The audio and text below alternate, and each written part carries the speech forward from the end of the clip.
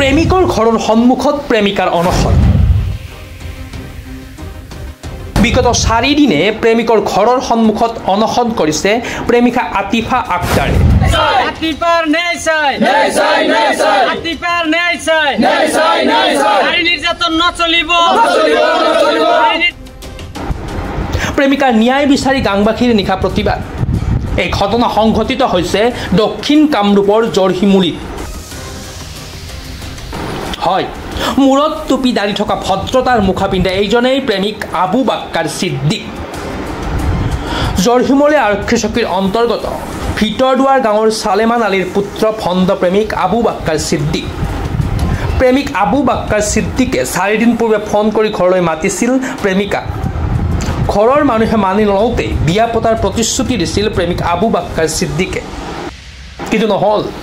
প্ৰেমিকাক ঘৰত মাতি আনি ওলটাখৰ প্ৰেমিকৰ পৰিয়ালৰ সৈতে মিলি মাৰপিট কৰাৰ অভিযোগ প্ৰেমিকাৰ। মাৰপিট কৰি গেটৰ বাহিৰত উলিয়াই দিলে প্ৰেমিকৰ পৰিয়ালে। উপায়হীন প্ৰেমিকাৰ সিদ্ধান্তত অটল। প্ৰেমিক আবু বাক্কাৰ ছিদ্দিকৰ লগতে থাকিব। তাইক গ্ৰহণ নকৰা পৰ্যন্ত প্ৰেমিকৰ ঘৰ এৰি নাযায় প্ৰেমিকাই। সেই প্ৰেমিকৰ ঘৰৰ সন্মুখত বহিল অনশনত। অৱশেষত 4 দিনৰ পাছত প্ৰেমিকাৰ সৈতে সংগ দিয়ে গাংবাসীয়ে। নিশা প্ৰেমিকাৰ সৈতে প্ৰতিবাদত নামিল গাংবাসী। যিকোনো প্ৰকাৰে ন্যায় পাব লাগিব প্ৰেমিকা আতিফা আক্তাৰে।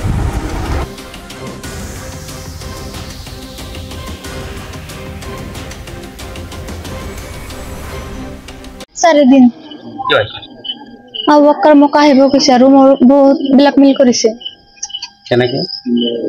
মোৰ কিবা পাৰ্চনেল পিক ওচৰত আছে, সেইকাৰণে মোক বহুতো ব্লেকমেইল কৰিছে। আজি আহা আৰু তোমাক মই বিয়া পাতিম। যেতিয়া আমি আহিছো তেতিয়া তেওঁ গম পাইছে যে মই আহিছো। অহাৰ পিছত তেওঁক মোক বহুতো কৈছে, তই কিয় আহিছা, তোক মই বিয়া নাপাতো, তই এনে ব্লেকমেইল কৰি থাকিম মই, সেনেকুৱা বুলি কথা কৈছে। তেতিয়া তেওঁৰ মাকে আৰু তেওঁৰ সৰু ভাইক আহিছে। আহি কেনে তেওঁহঁতে মোক বহুতো শাৰীৰিক সম্পৰ্ক কৰাৰ কাৰণে মই জবৰদস্তি কৰিছে। তেওঁৰ মাকে তেওঁৰ লগত জড়িত আছিল। তেওঁ নাৰী হৈ কেনে নাৰীৰ দুখটো বুজি নাপালে, সেই নাৰী শ্ৰেণীত নপৰে। মই যিহেতু মোৰ সতীত্ব নষ্ট হৈছে, সেইকাৰণে মই আবু বাক্কাৰক বিচাৰো। তেওঁক মোক লাগিবই।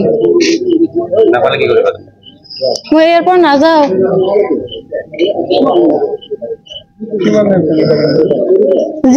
যিমান দিন তেওঁ নাহে সিমান দিনলৈকে থাকিম মই। আহিছো। আহিছো মেলাবাৰ বহুতবাৰ। আবু বাক্কাৰ লৈ আহিছে, মই অকলে আহিছো। ৰাতি আহিছো, দিনতো আহিছো। কৰিছে।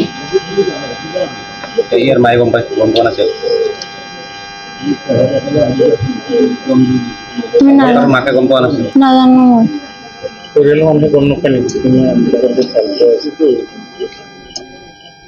হৈছে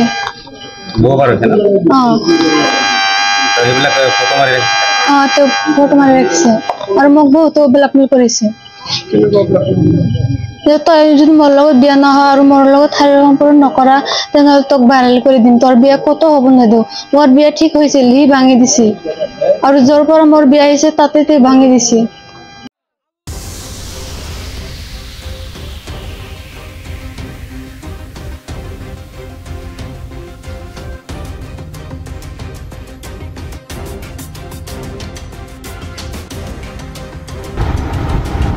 চমুৰে পৰা সাইফুল ইছলামৰ ৰিপৰ্ট, প্ৰাতঃ টাইম ডিজিটেল।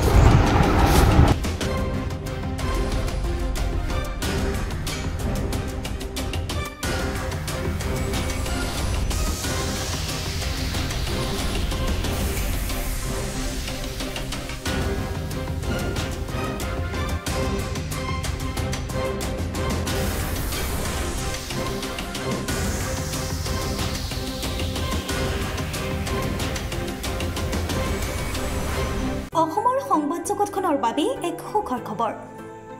আপোচবিহীন ৰাইজৰ কণ্ঠ সাপ্তাহিক কবচ পুনৰ এবাৰ অসমৰ ৰাইজৰ মাজলৈ।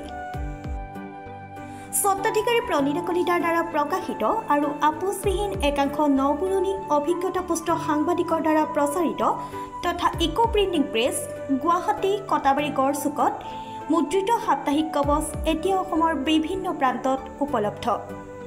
আমাৰ ঠিকনা মুখ্য কাৰ্যালয় অসম ফৰেষ্ট স্কুল হৰিমন্দিৰ পথ গুৱাহাটী আৰু উপ কাৰ্যালয় Kalita market Bijaynagar Kamrup Asom. Mobile number হৈছে 9435114666 70024728813। আমাৰ ইমেইল আইডি হৈছে kobos2025@gmail.com।